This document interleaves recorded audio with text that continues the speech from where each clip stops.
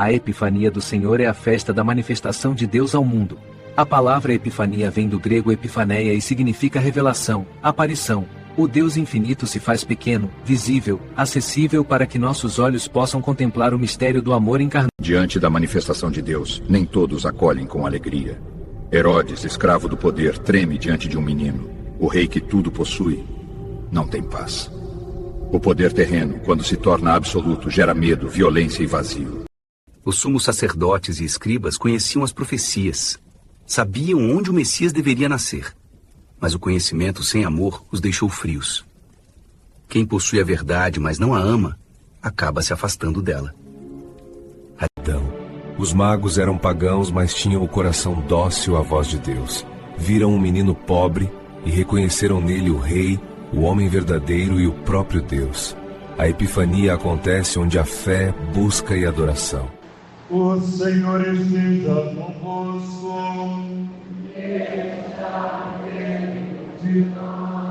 Proclamação do Evangelho de Jesus Cristo, segundo São Mateus.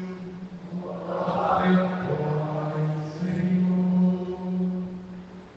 Tendo nascido Jesus na cidade de Belém, na Judéia, no tempo do rei Herodes, eis que alguns magos do Oriente chegaram a Jerusalém, perguntando: onde está o rei dos judeus que acaba de nascer? Nós vimos a sua estrela no Oriente e viemos adorá-lo. Ao saber disso, o rei Herodes ficou perturbado, assim como toda a cidade de Jerusalém. Reunindo todos os sumos sacerdotes e os mestres da lei, perguntaram-lhes onde o Messias devia nascer. Eles responderam: em Belém, na Judéia, pois assim foi escrito pelo profeta: e tu, Belém, terra de Judá, de modo algum és a menor entre as principais cidades de Judá, porque de ti sairá um chefe, que vai ser o pastor de Israel, meu povo. Então Herodes chamou em segredo os magos e procurou saber deles cuidadosamente quando a estrela tinha aparecido. Depois os enviou a Belém, dizendo: ide e procurai e obter informações exatas sobre o menino, e quando o encontrardes, avisai-me, para que eu também vá adorá-lo. Depois de ouvirem o rei, eles partiram, e a estrela que tinha visto do Oriente ia diante deles, até parar sobre o lugar onde estava o menino. Ao verem de novo a estrela, os magos sentiram uma alegria muito grande. Quando entraram na casa, viram o menino com Maria, sua mãe, ajoelharam-se diante dele e o adoraram. Depois abriram seus cofres e lhe ofereceram presentes: ouro, incenso e mirra. Avisados em sonho para não voltar a Herodes, retornaram para a sua terra, seguindo outro caminho. Palavra da salvação. Glória a vós, Senhor.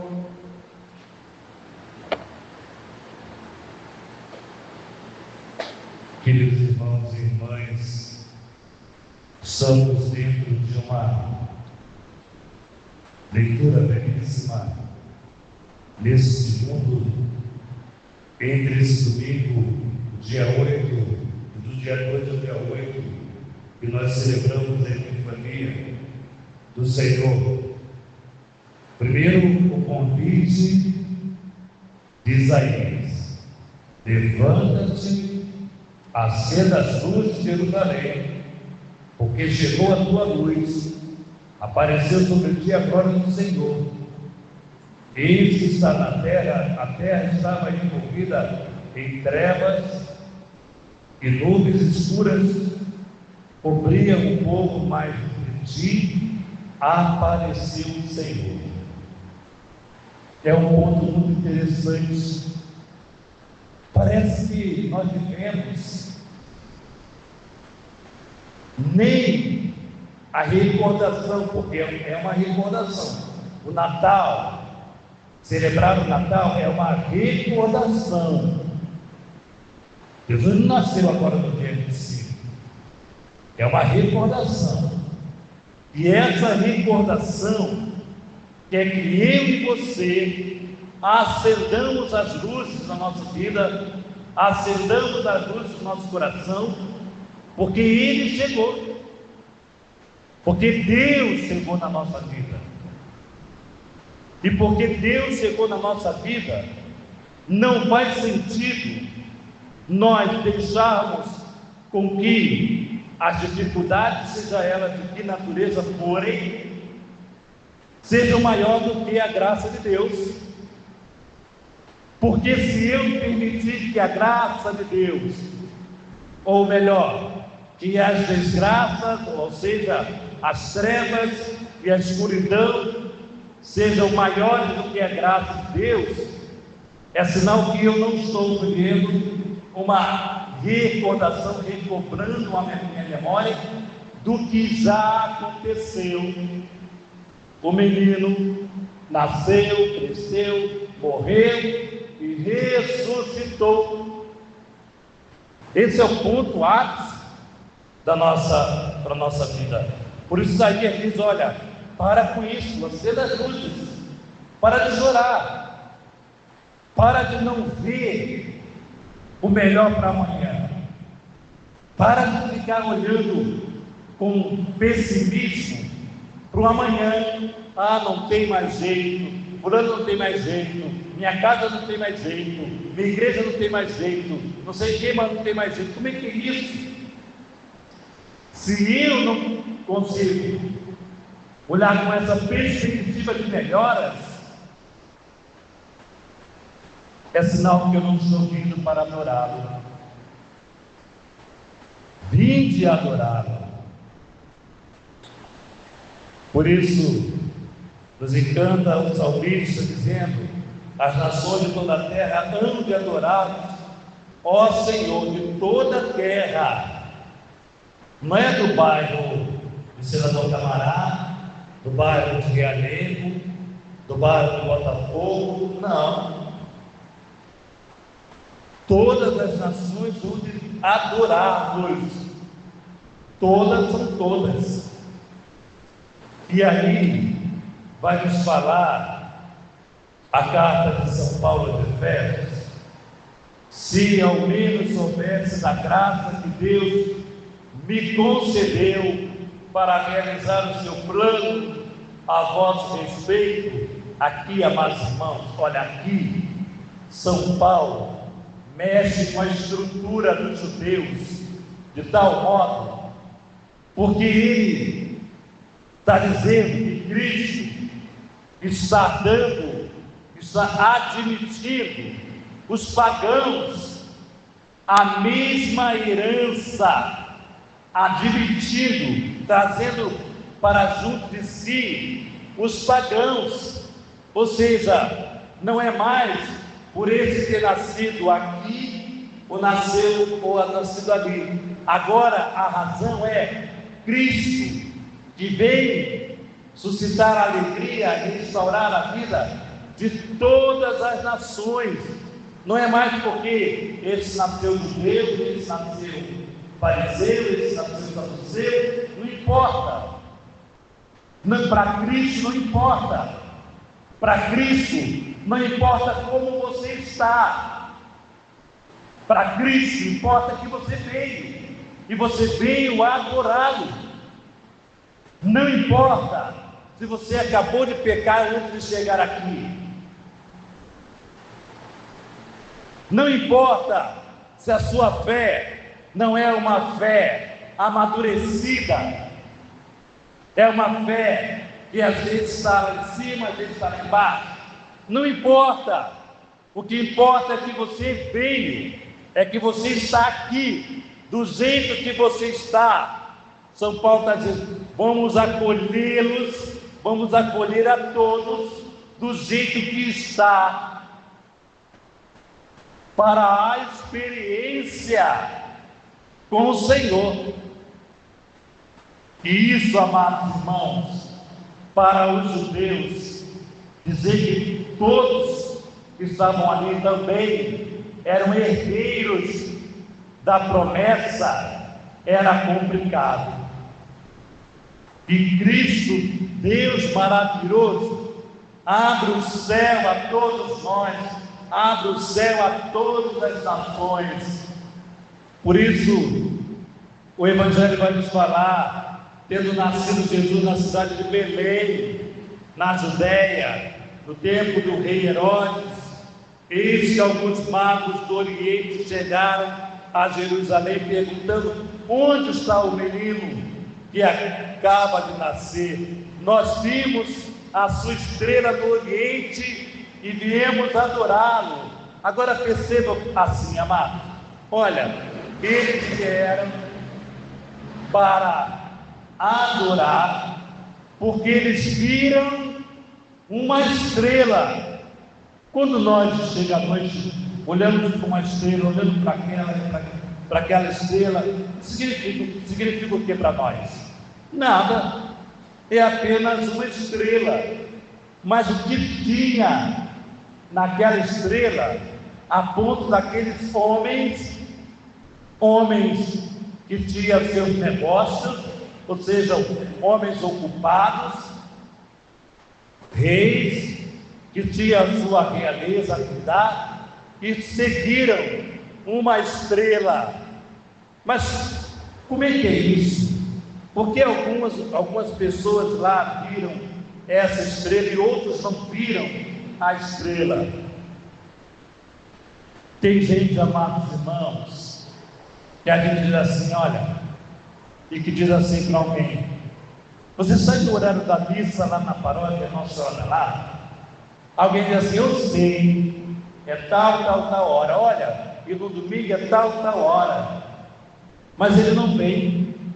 Mas ele sabe que lá tem esse horário, ele sabe que naquele dia, naquele horário, estará Jesus lá para ser adorado, mas ele não vem.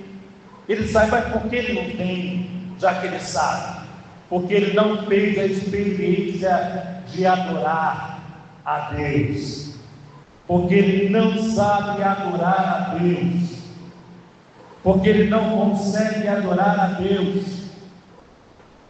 E aqui, amados irmãos, façamos essa pergunta para nós: e nós sabemos adorar a Deus? Como é que se adora a Deus? Como é que se adora a Deus? Vimos a sua estrela e aqui viemos adorar.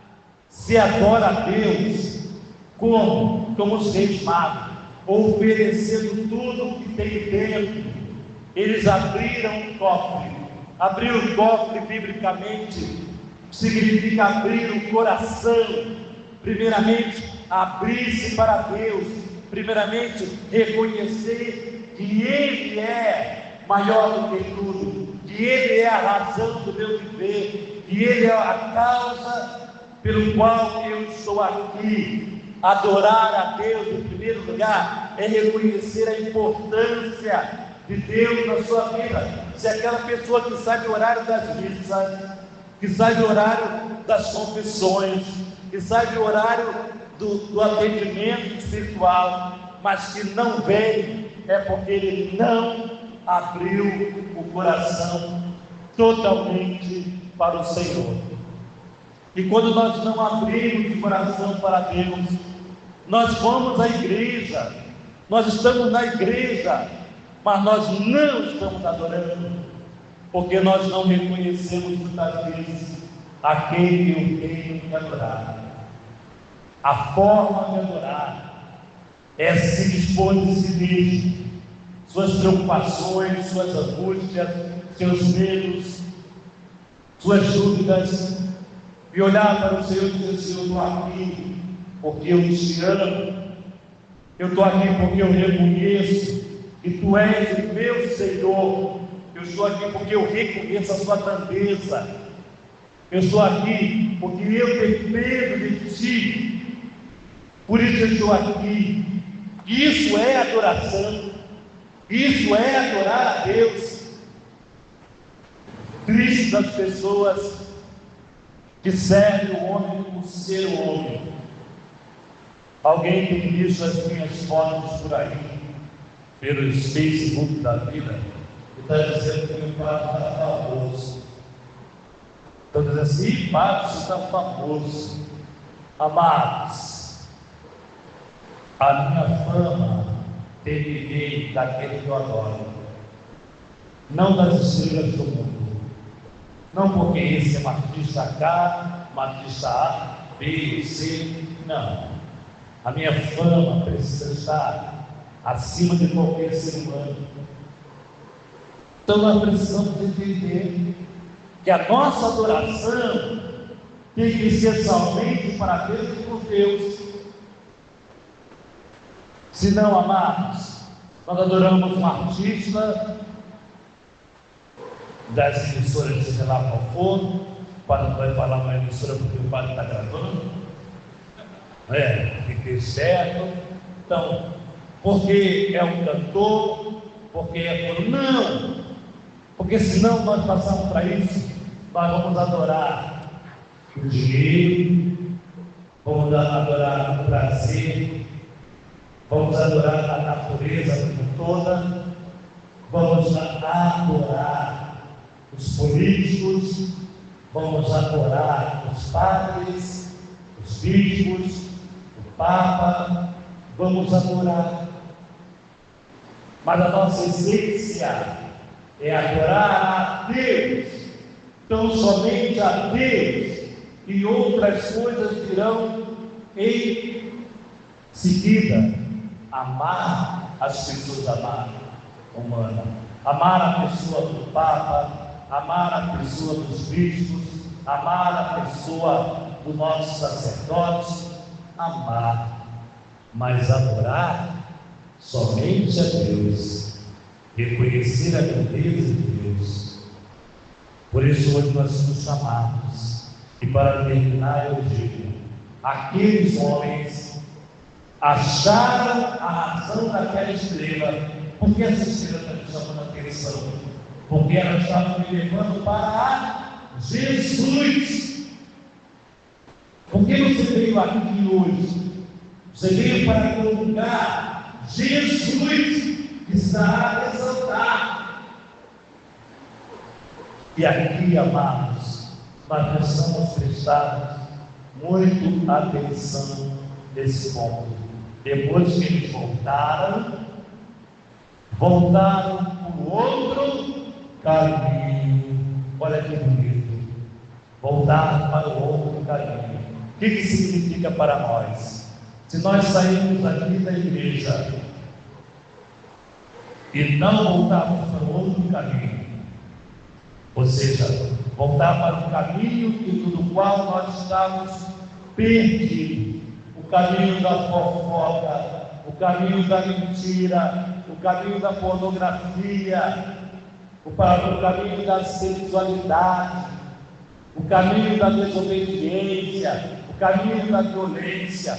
Se nós irmos pelo mesmo caminho e não voltarmos por outro caminho, significa que nós perdemos toda a adoração que fizemos, todo amor que nós depositamos a Jesus aqui, nós perdemos, porque voltamos para o caminho do passado, porque voltamos para o caminho da outra história que trouxe trevas, que trouxe tristeza, que trouxe dor, que trouxe decepção, que trouxe lágrimas. Voltar para o outro caminho, para não perder toda a experiência que eles viveram naquele presépio, toda a experiência que nós vivemos no altar. Voltar por outro caminho. Louvado seja o nosso Senhor Jesus Cristo.